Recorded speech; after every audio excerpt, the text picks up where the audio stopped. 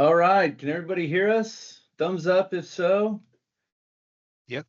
Excellent. We've got like four computers. One's managing the slideshow, one's managing the camera and sound. So I'm glad that's all working. Well, welcome. We're excited to have you join us on the webinar covering Vulkaponic. I think for most of you out there, this is probably not new, but maybe something you're somewhat unfamiliar with. So excited to walk through what it is that we know about Vulkaponic, what our experience has been, and answer all your awesome questions that I'm sure you have. JP and I were actually talking with ASI about how all the samples have been going. And so we both reached out and we're getting some great feedback. But what we found was that a lot of people hadn't even opened their samples yet. And so you know who you are. We hope that we can motivate and inspire you to go about doing so through some of the findings that we've had, the experiences that we've gone through, and ultimately how awesome all the plants look that are in Vulkaponic. So we'll go ahead and get started here. So when I counted earlier this morning, we had about 23 different companies represented on this call with 33 interior scapers. So this is our second webinar to do. This one's almost hit the numbers that we had back in December. But I share that because a lot of people are becoming aware of what Vulkaponic is, partly due to TPIE, which was our formal rollout of Vulkaponic for Vulkaponic USA. Right. And just so many great conversations with people, many individuals who have utilized some form of mineral substrate, and certainly most individuals who've used many different forms of sub-irrigation. We're just very interested in that. So we're excited to walk through this. I'm sure you're going to have some questions. I'll do my best to manage. If you raise your hand, you can do that. I think it's probably up at the top. You can raise your hand. We'll see if we can pause and answer a question you may have. But maybe the best way is to go ahead and type it in the chat. And so, Jacob, if you wouldn't mind managing the chat, you can throw your questions out there. And somebody just did, said they can't hear us. Is that the case? No? All right. Well, you might need to turn up your volume, but you probably didn't hear me tell you that. So Jacob, if you can comment in there. Seems like most people, yeah, Ben, thank you. Audio is working for you. Okay. Well, very good. So I'll click over here and we'll get this slideshow started. So Vulkaponic in use across America. So there is a map. Interestingly, you see the mountainous regions of the country are kind of dry spots for it, but it certainly is in alignment with where the majority of companies and people reside. But that is where we've either A, sent samples out to, or B, we have companies who are utilizing Vulkaponic as their main means of sub-irrigation. So pretty widespread. If you were to zoom out, we actually have some of those little points outside of the United States. So the word's getting out there, and we're fielding questions every day on what are the best practices to utilize Vulkaponic, and that is what we're going to go through today. So I'm going to walk us through our agenda real quick. So first and foremost, we'll talk about who Vulkaponic USA is and how we got here. And it's no surprise. We also run an interior landscape company here in Texas and Florida. And so we've got the installer in mind. We've got the maintenance team in mind. We've got the accounting people, bean counters in mind, who are looking at why this makes sense. So we'll talk through kind of our viewpoint from that. And then we'll get into Vulkaponic. What is it? What are the benefits? How do you go about installing it? How do you go about maintaining it? Certainly everything that we invest in needs to have an ROI. So how you can go about calculating an ROI from multiple different standpoints. You could look at it from your entire company. You could look at it from an individual route or an individual site. So we'll walk through how you can go about utilizing the ROI. And then we're going to talk about distribution. We are distributing out of 4 distribution centers in the U.S. 2 of those are managed by our great friends at Architectural Supplements. And so, JP, I'll give you a couple minutes to comment there towards the end if you would like, and then how to go about acquiring and purchasing it. And then we're going to wrap up with any and all of your questions. So with that being said, I am going to advance us to our next slide. So Mike, I think that puts you up. All right. Well, hey, everybody. It's good to see a lot of faces we recognize. I'm Mike Seneff. I'm the founder of Natura, actually co-founder. I see Karin is on the phone as well. So we'll talk about our experience with cyber irrigation and so forth. But Vulkaponic USA is a business that we formed in 2024 rather. And the whole idea is to bring Vulkaponic into the U.S. market. We were introduced to Vulkaponic as a media substrate, a sub-irrigation substrate through our colleagues in the U.K., William Braid, and it's really a product that's been in use for over 20 years in Europe, and it really is the primary planting process in Europe, and so it was all new to us.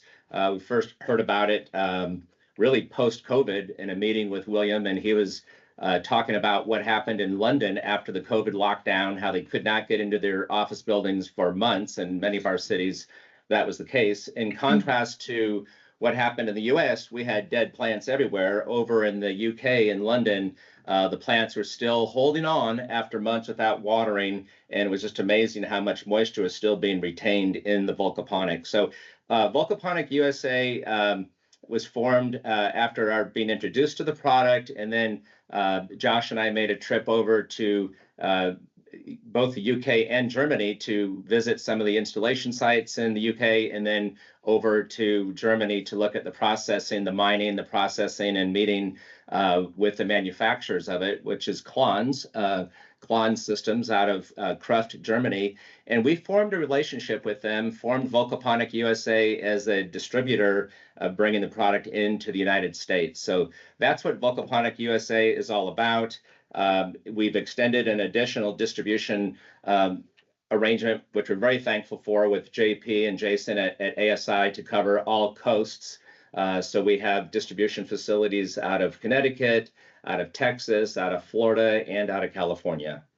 So, but where did we start? We started with Natura as our primary business, and just like you all, we're interior landscapers. But we have found a product that works really well for us. So Natura is active throughout Texas, headquartered in San Antonio, active throughout major cities in Texas as well as northern Florida. So we're branch based.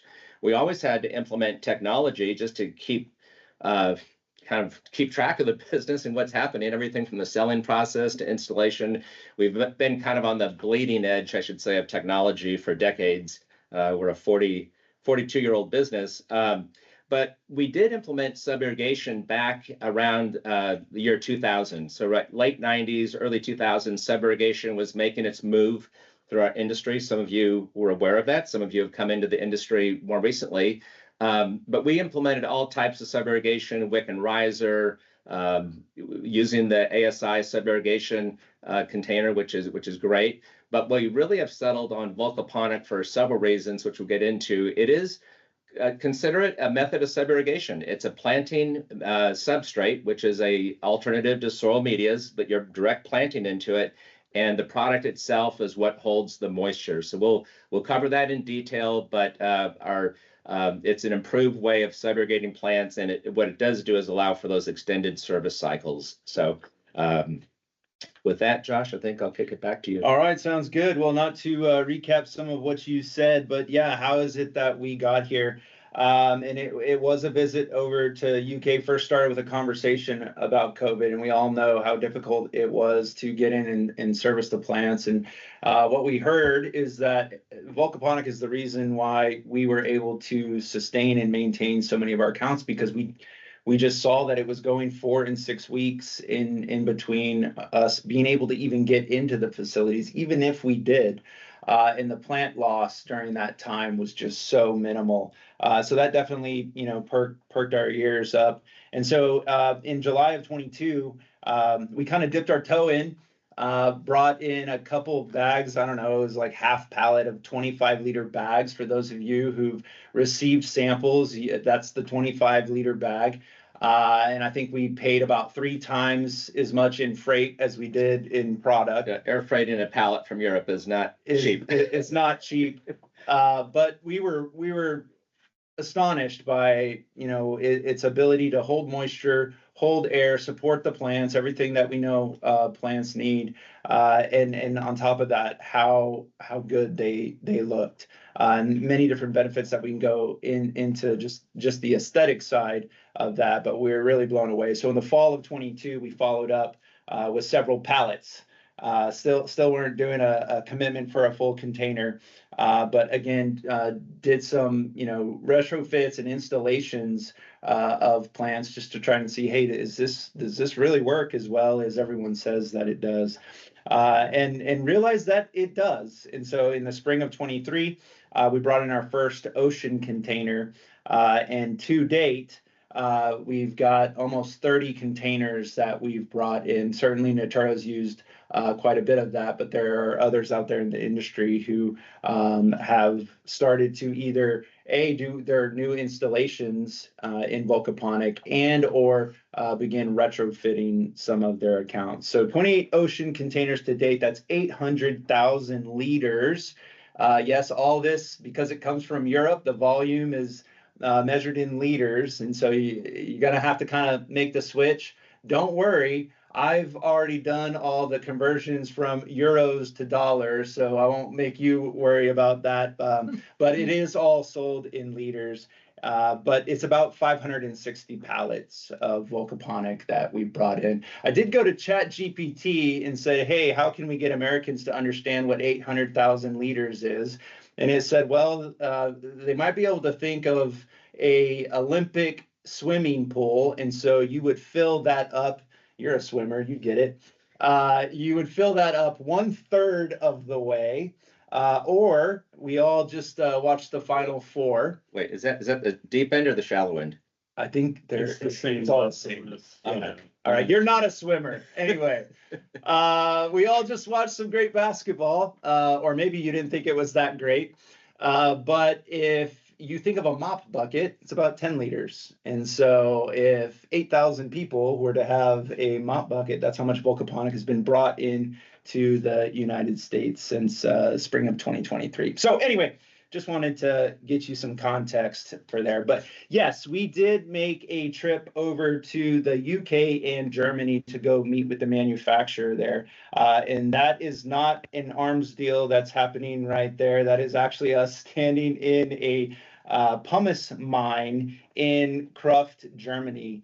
And really interesting, we all are in the green industry. We're all talking about sustainability. And so then we're here in this mine, but what is really neat about what they do, and I don't know if we have any pictures in this slide deck, but if you go to our website and watch the What is Vulkaponic video, you'll actually see some aerial shots of these mines, and it shows where they have mined and then reforested the land, and you can't even tell that we've been taking pumice out of these areas of the world. And so it's just really neat to see how they're working with nature to not only utilize this product, but then afterwards make it look like we never did. So anyway, again, standing right there in the pumice mine, I got a picture here just showing the I guess different striations of pumice. Those are actually individual volcanic eruptions. Pumice is a volcanic rock,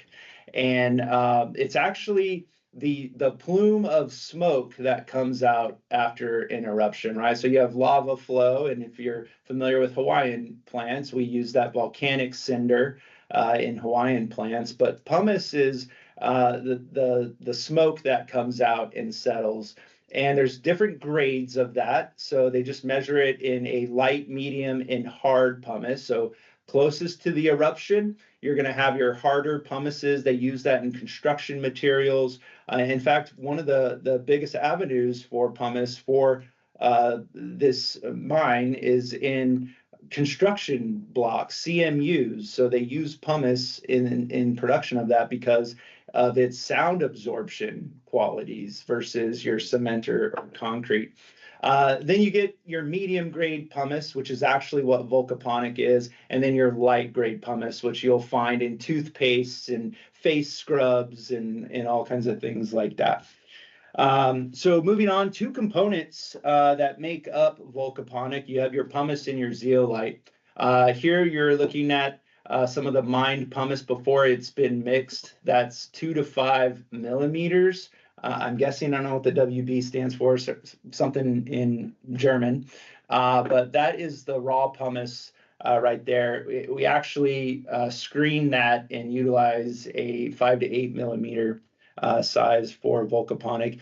And then the other component is your zeolite. And so that zeolite looks very similar in the picture to pumice, but it actually has a green tint or hue to it, and it is more pronounced when it's wet. This comes from Slovakia. And it's important to know that because there certainly is zeolites available to us in Germany and, in fact, in the United States. But the quality is what really matters. There's certainly different salinities, and obviously we don't want to be pumping a lot of soluble salts, into our soil medias. And it gets into some very scientific areas as to why we use this type of zeolite. The zeolite is the part of the Vulkaponic mix that holds the nutrients. It's got extremely high cation exchanges and many other uses in terms of water filtration, air filtration. In fact, I've got a buddy who works for a research firm here in Texas, and they were trying to figure out how they can utilize zeolites in space to get drinking water. So anyway, won't pretend to know much about that. Here it is where it gets mixed. So again, those two components come together in these mixing bins, and at a ratio of 25% zeolite, 75% pumice. Many of you are probably familiar with another type of mineral substrate called Vulkaponic that actually is manufactured at this same mixing plant right there. So you see one of the super sacks right there with Vulkaponic in it. Vulkaponic being a little bit different, it has organic material mixed in it. And I'll caveat that saying Vulkaponic comes in, I think, 10 or more different types of mixes, cactus mixes, and things like that. So, but the primary difference is it's got fewer zeolites and more organic material. It actually happens to be a little bit more, weigh a little bit more, and it's got a smaller particle size, 2 to 5 millimeter. But that is where it gets mixed. They can also, and some people mix in fertilizer at this point, but bringing fertilizer on a cargo ship goes through a whole bunch of other different regulations, and it doesn't last forever. And so depending on how long it took to get that mixed in over here, which I can tell you right now, it's not very long. But there's just some degradation in that. And what we know as interior scapers is a lot of times our plants are over fertilized when we get them, right? If most of us are scraping off that, top layer of fertilizer when it comes to us because they're not growing in that sunny South Florida or California, Hawaiian weather when they come to us. All right, moving along here. So what is Vulkaponic? Some of these things I've already hit on, but it is a high quality mineral substrate. It's not new. It's new to us, but it has been used in Europe for over 2 decades now. And again, we've gone and talked to people who've utilized it within their interior landscape business for over 10 years. To really get an understanding of how they use it and what the best practices are. I will highlight why we have this picture here. I mentioned the zeolite being those little green looking rocks. It is more pronounced when it is moist like this, but once a few hours have passed, the top layer of our plantings all turn to a very off-white type of color. So you can pick out the zeolites when it's dry, but it becomes pretty tough to distinguish that between the pumice. So mined near eruptions, we talked about that, but it has an outstanding water storage capacity, so over 30% by volume. In fact, a lot of people, and I'm sure we'll get this question, is how heavy is it, or why is it so heavy? Well, depending on the time of year, in fact, as of right now, where it's kind of cloudy and wet in Germany, it ships with a lot of its moisture holding capacity already in that. In fact, right now we've calculated that it's shipping with 75% of its water holding capacity already. So it's going to get a little bit lighter in the summer, but to that point, it's heavy. It's doing what it does, which is hold a lot of moisture. I just want to interject for a second. If you look really closely at the pumice, the grayer stones, you'll see a lot of fractures, a lot of holes there, and that is where the water is. So you see just the porosity of it, and that's what makes this so unique, is it's holding so much moisture within that stone,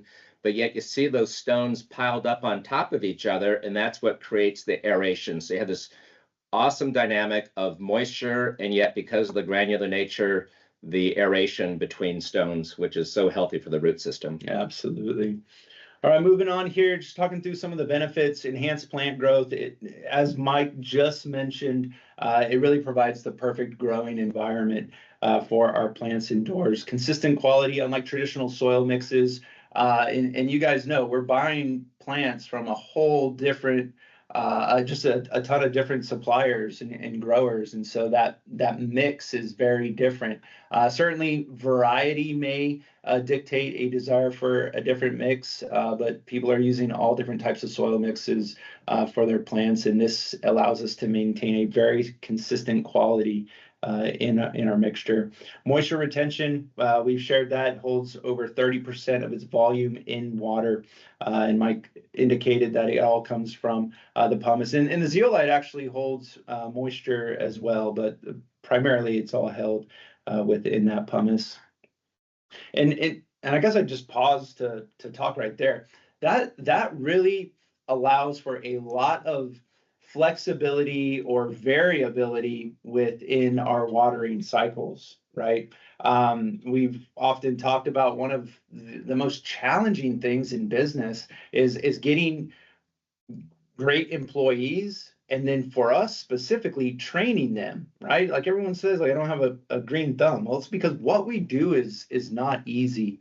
And what we've seen is that this really allows us to have a lot of flexibility in the margin from an underwatering standpoint and an overwatering standpoint. Now, that being said, you can still absolutely overwater a plant in Vulkaponic, and you for sure can underwater a plant in Vulkaponic. It's not using less water. We're just able to provide more water at that time of watering and then extend that service cycle. All right, moving on here. Okay, there you go, extended watering cycle. So because it holds so much water, we're able to extend that service cycle 4 to 6 weeks with a 25 to 37.5 actually percent labor savings. And we're going to dive into the ROI calculations behind that here shortly.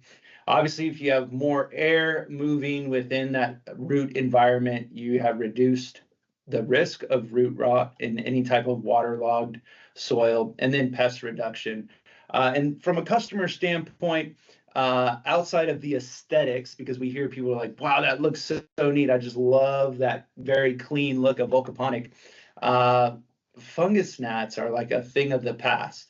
I'm not going to say that they are fully eliminated, because they're not. If any type of soil is exposed through the Vulkaponic, we know those nasty critters will find a way to get in, but it is dramatically reduced just because the environment is not conducive to their life cycle. And then the last thing I'll wrap up with here is sustainability. And this is what's really driving this in the UK.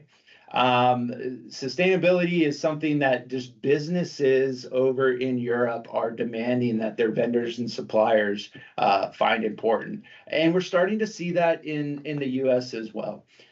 So from a sustainability standpoint, we know that we have healthier plants. When we have healthier plants, we're not having to replace as many of them. And you guys know everything that goes into growing plants, right? All the water and the different soil and the trucking to get it to where it needs to go. It's peat free. And I know the UK has actually extended the moratorium or deadline that people won't be able to use peat because we're eroding the peat bogs. And so this is a peat-free solution. It's natural and reusable. So just because we may find that we need to replace a plant in Vulkaponic, or we all get those cancellations from time to time, we got to pull plants out, the Vulkaponic is reusable. You can wash it very easily and reuse it. Certainly, it takes a lot of foam and plastic to build up our plants, depending on how you go about doing that, and dramatically reduces your need for that. And then reduced emissions. If our team is going to these locations less frequently, there's a lot of savings on just reducing congestion on the roads and obviously burning of fossil fuels. And just one thing that I'd share, just kind of, our heart in the matter here. We're always trying to figure out, how is it that we can pay our people more? And we know in the service industry, there is this tension between efficiency and quality, right? You're always trying to balance that. Yes, I can have my horticulturalists go through their accounts 25% quicker, but what happens on the quality side? We're always trying to look at, that tension between those two.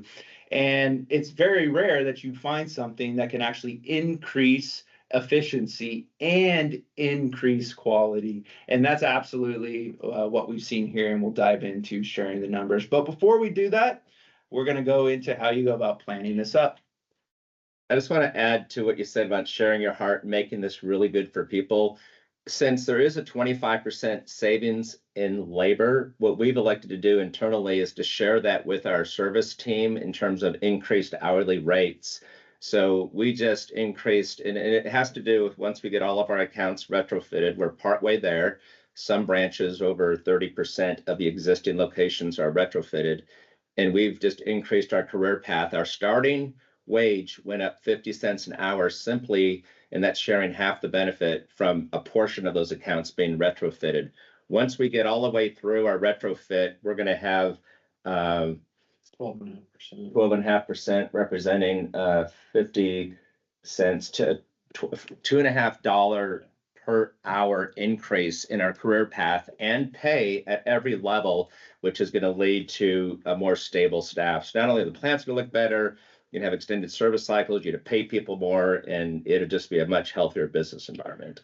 We know that one of the most expensive things that we can do, and I know I'm preaching to the choir here, but when somebody leaves us, we have to obviously go out and attract somebody new. Then we have to pull someone off a route to train them. And then how do you go about learning how to take care of plants? Well, you kill them, and you actually do so very inefficiently. And then when you do that, you lose customers, right? So if we can pay our people a really good wage and retain them, we know we're going to attract better people and retain them for the long run. So absolutely.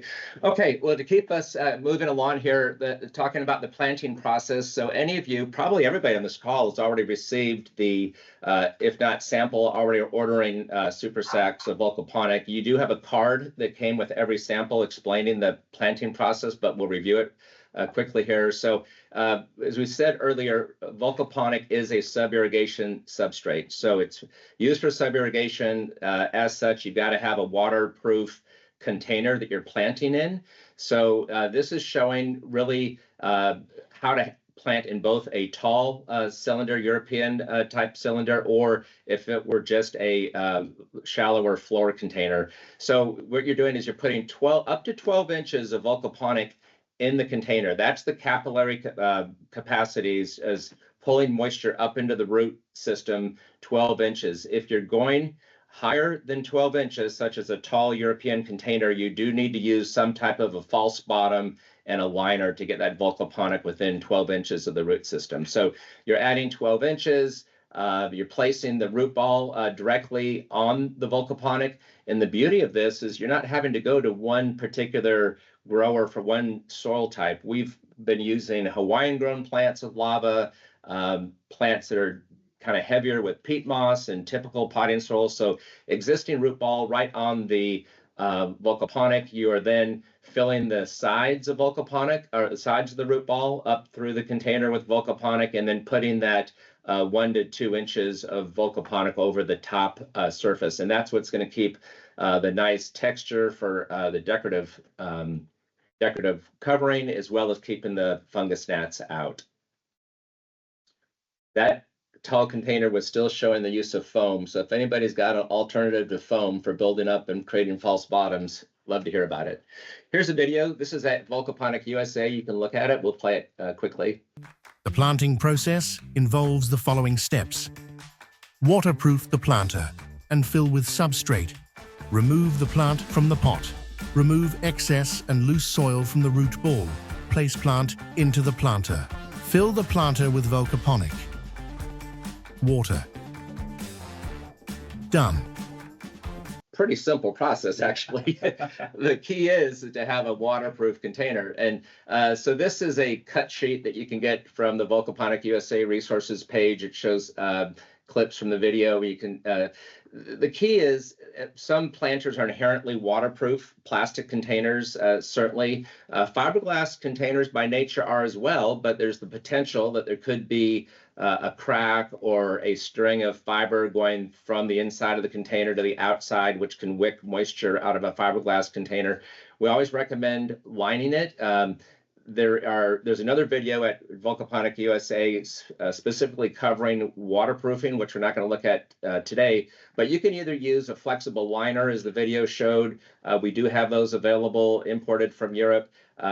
ASI's got some great liners as well. You can use RedGuard, which you can buy at Home Depot or Amazon, and that's a waterproofing product. We also have a Superflex liner, which we have manufactured for the industry, available through the website, and those are both in several sizes of round. It's an 8 mil plastic, so it's pretty pliable, but it's sized and made to fit round containers as well as rectangular containers. We've got 5 different sizes of a flexible 8 mil plastic available.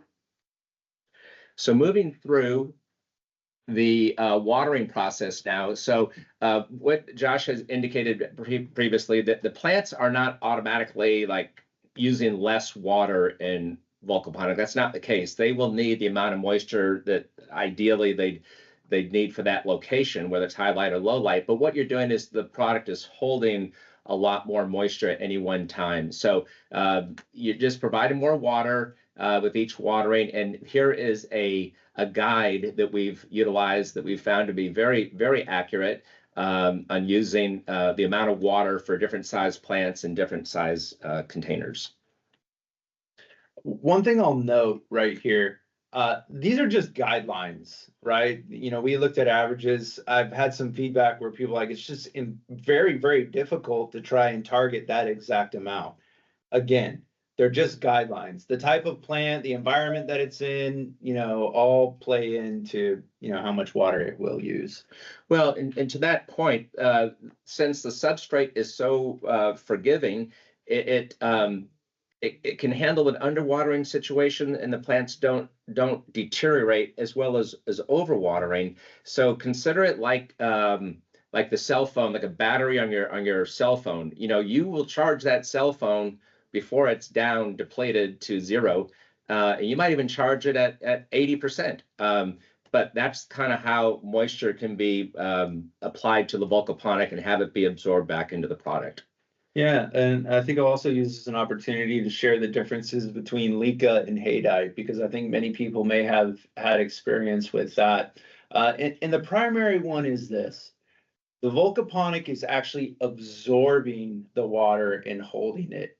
Whereas Leca and Haydite are translocating the water up to the root ball, right? So your Leca and Haydite have to sit in a reservoir of water to create that continuous flow, whereas the Vulkaponic is absorbing and then releasing that water back out.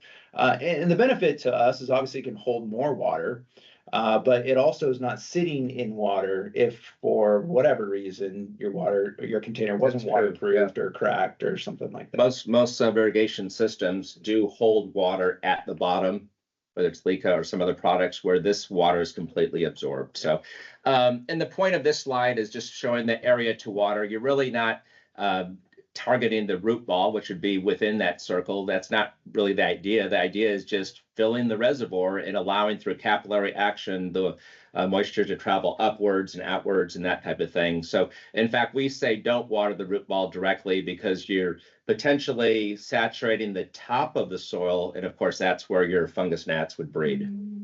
Is this one more video? This is one more video walking through watering of plants in Vulkaponic, and we all know what precedes that, which is how much moisture is in the Vulkaponic. And so we're going to play this video and we'll talk through it. Vulkaponic watering cycles are usually on a 4-week interval. Plants in Vulkaponic don't use less water. A larger volume of water is applied with each watering for the plant's requirements over several weeks, which is completely absorbed within 24 to 48 hours. As with all interior plantings, the plant's water needs depend on the variety, pot size, heat, and light levels at the specific location. Assess plant for turgidity or signs of wilt. Brush away the top layer of Vulkaponic from root ball. Assess upper root ball for moisture. Using a soil probe, assess deeper into the root ball for moisture. Release the soil samples into your hand. Squeeze samples between your fingers to determine moisture content. Brush Vulkaponic back into place. For the initial watering, water the root ball when filling the reservoir to establish capillary action. During subsequent watering, evenly water between the root ball and decorative planter. Use this guide for a 4-week watering cycle. Fertilize in Vulkaponic with liquid fertilizer in the same way as a plant in soil at half or a quarter of the recommended label rate. Generally, plants in Vulkaponic don't need to be fertilized for 4 to 6 months after planting.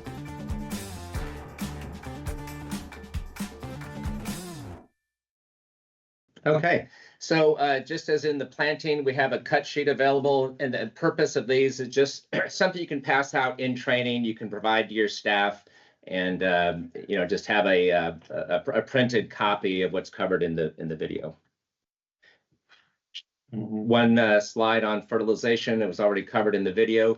We use a liquid fertilizer, and generally at half rate, just as you may in your other interior landscaping projects. So you're fertilizing the same way. And as Josh said, we do not bring in Vulkaponic with fertilizer just because it can degrade. If the product has been produced a few months earlier, it's sitting out in the sun, any type of Osmocote or that type of fertilizer would tend to be released, and it would make it just too hot. So you're watering, fertilizing actually 4 to 6 weeks, 4 to 6 months rather, after planting, because you generally have enough fertilizer in that original root ball. That's right.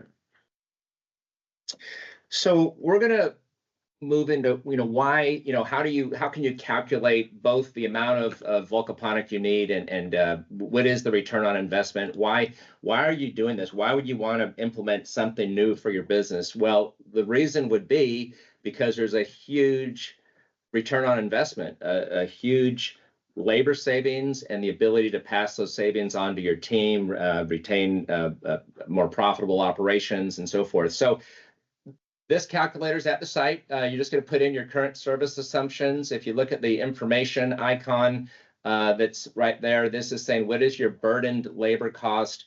If you're using this live, you'll find that will pop up, and you can say, hey, this is what's your rate, benefits, all those different things, and put in your rate per hour. There you go. Benefits, insurance, time off, PTO, and those related things.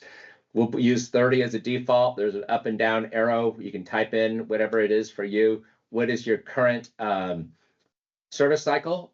We came into our use of Vulkaponic, and most people are from a 14-day existing service cycle. So these are current assumptions. What is your plant replacement, annual plant replacements? 30% is an industry average. If you're doing much better, you can type that in or select it. And then how long are you going to keep a customer? This is different for all businesses. We went with a 5-year average, but again, you can alter that how you want to. So then what is your current install assumptions? These are hypothetically about 6 different plants. Josh, let's just put in like maybe 5 of everything and just start to see what, but if you have a specific job, start to put it in, you start to see your numbers change at the bottom. Again, this is a tool for you to use. We're not doing 17s. I mean, 5 17s. All right. We're going, all right, going put in big. two 17s. All right. But there, now make your Vulkaponic assumptions. What have you decided to do? Are you going to stay on a 14-day cycle, take advantage of it, go to that 28-day cycle, or potentially 21, which I would not recommend. Too hard to schedule. But say you're on a 28-day service cycle, but then you're asked, is there an intermittent wellness check? Yes or no? We're going to say yes. What does that mean? It means within that 20-day cycle, you're going to come back every 14 days in between just to do a walkthrough and check on the plants. At some point, you may elect, as we are, to eliminate that wellness check, but it's just something to use as an intermittent check. Incidentally, the way this calculator works, whatever your original service time is, switching to Vulkaponic, that service frequency at 28 days is adding more time, 25% more service time for that one visit. And that wellness check is calculating also 25% of the original service time. So we're adding time in the way this, and we can take it offline if you want to know more about the calculations. Plant improvement percentage, let's pick a number. Let's say we're going to improve by, say, 25% improvement in replacements. One thing we do know is that in Europe, where in contrast to the US, we have about a 30% average replacement rate. In Europe, it's about a 10% replacement rate. That's a 67, going from 30 to 10 is a 67% improvement. We could just be very conservative and say 25%. And then you're going to, what is the cost of Vulkaponic? You can see different prices here. It depends on volume, but let's go with the standard 1 to 3 sacks at $14.95. Down at the bottom, first of all, that hypothetical job, you need 490 liters of Vulkaponic, and there's your various savings. The savings are highlighted in the green bar as well. Your traditional install costs would have been you're saving $95 more, but over the 5-year life of this customer, you've got a $3,000 savings. You've got a 24.7% decreased labor hours, even in adding more time for that service visit and adding time for the wellness check, and a 31x return on investment. Now, if you pull back up for a second, Josh, and say you wanted to eliminate that wellness check by selecting no, that's where we are going to that 37% decrease in hours, and that ROI really jumps. I will say that we've got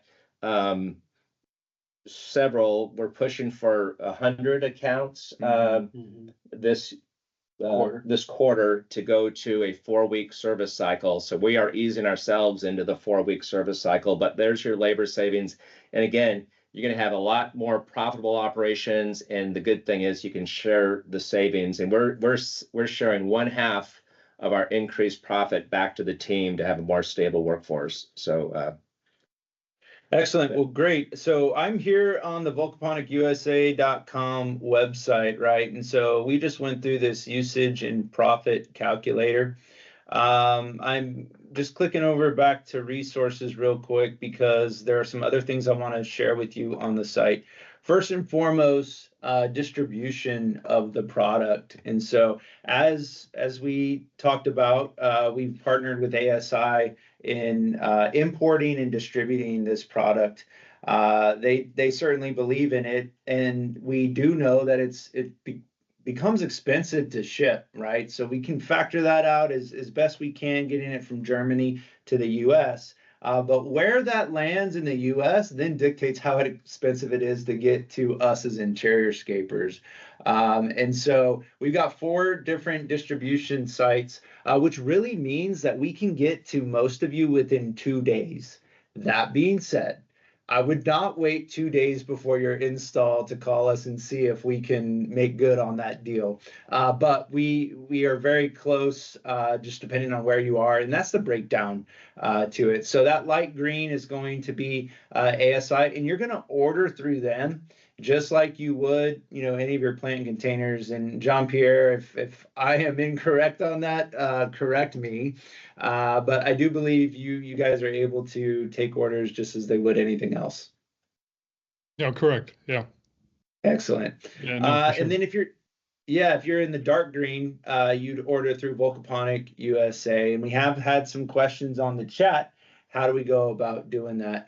But before I dive into that, Jean-Pierre, I just wanted to give you an opportunity to share any thoughts or feedback that you've received, or anything else that you'd like to share while we go through wrapping this up.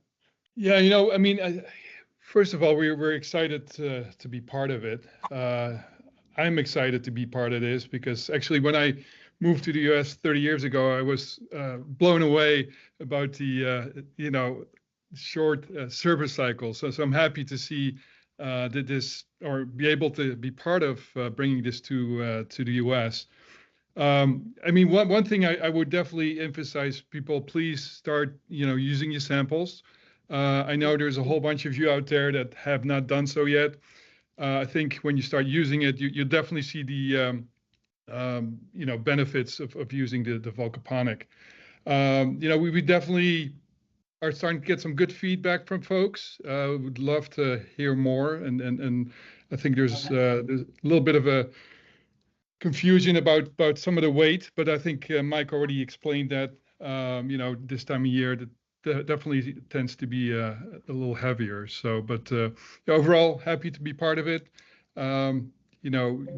You can order it from us like anything else we have in stock. So definitely reach out if you need this for your installs. Thank you, JP. I really appreciate that. And you were also mentioning to me that you've been in conversations with some specifiers and architects and designers, just having an extreme interest in this product, not just from the aesthetic looks of it, but from the sustainability side of it. No, for sure, Josh. So actually tomorrow I have a meeting with an architect in New York, landscape architect. They have some interest in the product, and they just want to know more about it. So just taking a sample out there so they can check it out. So. And JP, one thing you did bring up is the weight. That's the one thing I hear that concern is the weight. But I was talking to Josh earlier, it was last week or earlier this week, yesterday. But it was, thank goodness it's heavy, because what it's doing is holding water. If it was light, like pumice is volcanic smoke or ash as it deposits. If it were light, it wouldn't be holding moisture. So we kind of get through it, get it installed, but the good news is it is holding moisture, and water weighs 8 pounds per gallon, and that's all what leads to this being a heavier product. That's right. So I'm going to go through some of the other resources available to you. And again, this is on the resources page right here. And so some of this you guys saw, all those infographics, all those videos, all those forms are right here. Even the sustainability graphic, as well as a price list right here. Regardless of where you purchase it from, Vulkaponic USA or ASI, the pricing is going to be the same to you. What is new is the ability to get a quote from us right here. So just click on that real quick. It's going to pop up a form. and let that load real quick. So there was a question on where we can go about purchasing the liners, whether that be the flex liners, which are those more rigid liners that you see in that cut sheet, or the super flex liners, which is what Mike talked about as that 8 mil plastic, all sized appropriately for actually ASI pots.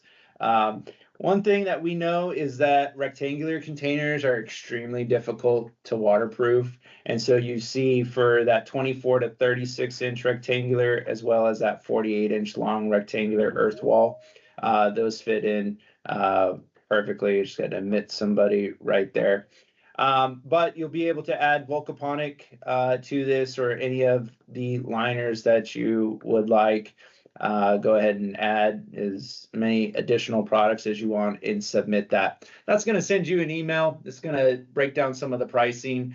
Some of the inland freight is not included in that. It's also going to send us an email where we will be able to go out and get that freight quote or ground quote to be able to get those liners and or Vulkaponic shipped out to you. So really easy and simple way to go about doing that.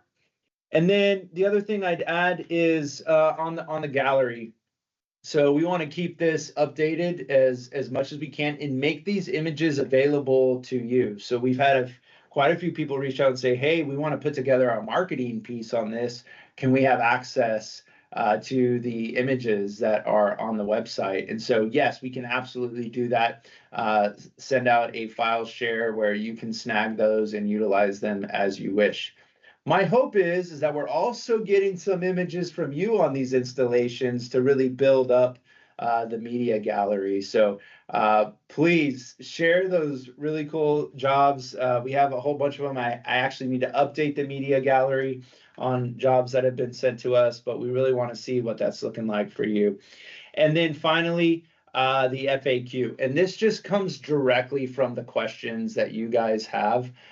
So please, any feedback, any comments, questions, concerns, thoughts, whatever, send them our way. You know, this is where we're able to quickly answer that for you, but then we can go through and build out the Q&A to help others. Because if you have that question, I'm sure there's a lot of other people who do as well. That being said, I'd like to open up the floor for any comments, questions, or thoughts that you have. If you don't, I have recorded this and I will send out a copy to you. It will also be available on our website in the resources video area. So the last webinar that we did is posted up right here, and there's already a header for this one. So we'll get that posted and sent out. But go ahead, raise your hand, put in a comment, or just unmute yourself, and we can continue the conversation. For those of you who are departing, we appreciate your time. Hi, my name is Shuan with Dennis 70s Urban Planscape. I have a question because now we only put the Vulkaponics with the plants. So what's the stabilities during transportations?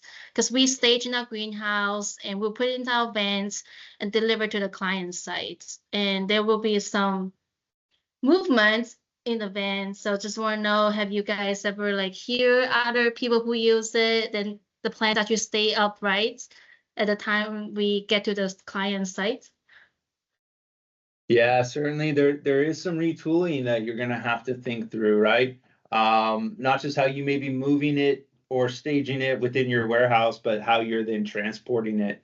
And just like many installations, there's not any one just tried and true way. You know, it depends on, do you have access to docks? Are you going through elevators or stairs or what have you? But in terms of just the transportation, you may find that, you know, in your lower containers, you're able to build them up, not only with the Vulkaponic, but with the plant as well. And some of your taller ones, just due to size of vehicle or because they can become top heavy, you may not be able to do that. So in those instances, depending on how you're purchasing your Vulkaponic, whether that be in bulk, the 1,500 liter bags, or in the 25 liter bags, you may just have to transport that to the site.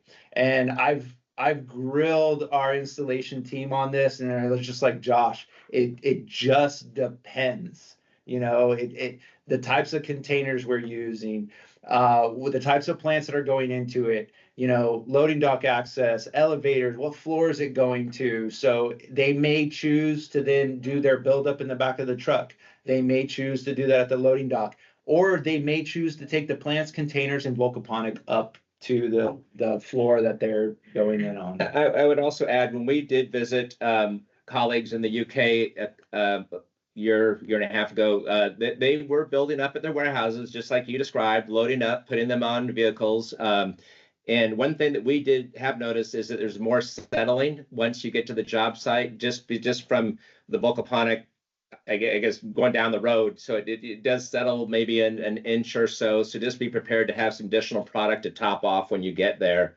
Some of the largest projects, you're going to want to have the Vulkaponic delivered straight to a loading dock, warehouse, that type of thing. It's very common where you're building up on site for, you know, the very largest count of projects. But like you say, it just depends. Yeah. Great question. I have another question. Sure. I also do landscape designs, and sometimes I come into this problem because some of the mines they close.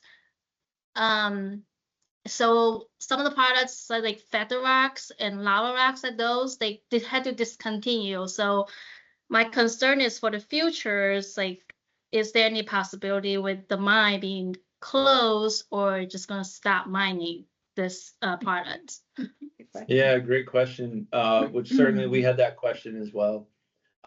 They own the mine, and what they've told us is there's over 30 years worth of product available to us. And that's just in the mine that we walked in, you know. So that is a great question, but I think for as long as we're doing this, the runway is pretty extensive. We've also looked into what it would take to manufacture here in the US, and there are some additional challenges associated with that, primarily due to proximity of getting it to where it needs to go, then temperature extremes, and then quality of the product that we were able to get. So we're still looking into those possibilities, but what's just available, you know, on the surface is not as high of quality, and therefore it was actually more expensive, which might boggle your mind, because, you know, we load this on sea containers and ship it to different ports in the US and then truck it to you. But it was actually less expensive to go through the already established methods of manufacturing the product. I think also I would add that the Klons, the company that you saw in the slide deck that manufactures the product, is diversified into other products, building products, cinder blocks, that type of thing. So it's a very stable operation, and we feel confident that it's already a multi-generation business. So we feel that it'll be around for a while. Another question here. Have you thought of a formula with a higher zeolite percentage for use in areas with hard water? That's interesting. I'll definitely throw that out to the manufacturers. These are not just guys who are like, this works for plants. Like, they really get into the science behind it. And it would be very easy for us to mix in different ratios. What they found is that this mix that they've come up with really provides a wide breadth of, you know, different water qualities and things like that that it works with. But I love that question. It's a great It question. gets technical, but I will also, it is 25% is zeolites. Yeah, that's a big percentage. And we live in San Antonio, Texas. All of our water, well, majority of our water comes from an underground aquifer, which is a limestone aquifer. We have some of the hardest water in the country. Yeah. And so we haven't seen any detriment at all. Honestly, even from traditional sub-irrigation without any zeolites, we've been successfully maintaining plants for decades with our hard water. Yeah. Lechuzapon is a great mineral substrate, and how you would compare Vulkaponic to that is a Vulkaponic is actually a higher quality substrate from two components. One, there's no organic material in it, or filler product, if you will, and there are more zeolites in Vulkaponic as a percentage versus Lechuzapon. So, Ben, great question. I'll let you know what I find out. Any other questions out there? Anything in the chat? All right. Well, as always, we are available. I do to have you. another question. Okay, I knew you'd Sorry. have one more. I know you only made the liner for like individual containers. So as like a built-in planters more like popular now, Yeah. if you want to use Vulkaponic, is there a way to kind of like we can send you the size of the built-in planters, and you might have someone else be able to make the liners just for that one built-in planters for your products? Yeah. Hey, great question. Couple thoughts on that. First and foremost, the built-in planners over in Europe is everywhere. All custom millworked, type of planners. And what they do is they actually have waterproofers come in and put fiberglass in those. That certainly could be expensive. It certainly would need to be something that's worked into the design build, portions of the project. But if you have an opportunity to do that, two things that you really want to think about. One is how much weight can they hold? And have they been designed to hold the weight of Vulkaponic? Which there's a spec sheet out there on the resource page that will provide you all that information. And then, can we actually go through and do a waterproofing membrane? And it actually looked really, really good with a lot of the projects that we saw there. Mm-hmm. But what we also know is that a lot of times the plants are kind of an afterthought as it comes to designing some of those things. Ask us how we know. You all have been in that situation as well. And so there are a couple different methods. First and foremost, like sheet plastic. And if you go out to the resource page, there's a whole video on liners, and we go through utilizing sheet plastic for lining, as well as some of the products that we talked about with RedGuard. You can get a custom seamed, or I guess unseamed type of liner, but they are very expensive. At least the research that I've done, it's like take a lot of the savings that you'll see with Vulkaponic. Granted, I get that our clients are paying for it, but they're very expensive to go do some, decently thick custom type of liners. And if you have a high volume of them, so we'll look at projects where it's like, hey, there's like 200 earth wall type of planners on here. Yeah, something like that. We could absolutely look at, doing a custom size if necessary. That being said, when you look at the dimensions of those, and I encourage you to order some to take a look at them, it really, because the depth of those planters with Vulkaponic, you just want 2 inches underneath those plants, so you can really make them, very wide. And then for your earth wall containers, it's kind of just a pop and drop. They were designed for it. So, but on custom projects, I'm happy to, sit down and look at that with you and talk through the best way to go about doing it. So thanks for your question. Hi, Mom. I think you just came off mute. How you doing? Good. Good seeing you. You're doing a good job, all of you. Very proud. Excellent. Thank you. Hi, Vicky. All right. Well, I so appreciate all you guys taking some time this afternoon. If there are any questions or comments, again, you can reach out to us at hello@vulkaponicusa.com. Go to the website. There are a ton of resources. Everything we know is out there. We want to make it available to you. So go there, and if you still have a question, by all means, feel free to reach out. We're more than happy to walk you through what it is that we've learned and experienced. So thank you guys so much. I'll email you a copy of the recording if you want to run others through your organization through it. And looking forward to talking to you and hearing your awesome experiences very soon. And send pictures in. We want to post your projects. That's right. We'd love to see more. Thanks, guys. It's good to see everybody. All right. Adios. Bye.